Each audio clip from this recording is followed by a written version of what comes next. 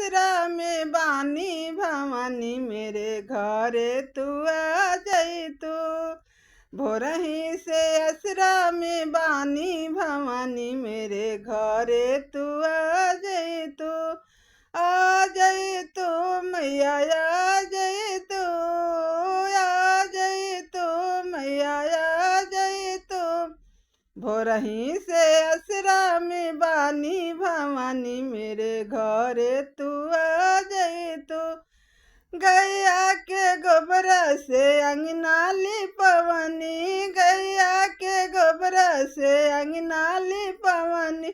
गजमती अरे गजमती चौका पुरवनी भवानी मेरे घरे तू आ जाई तू।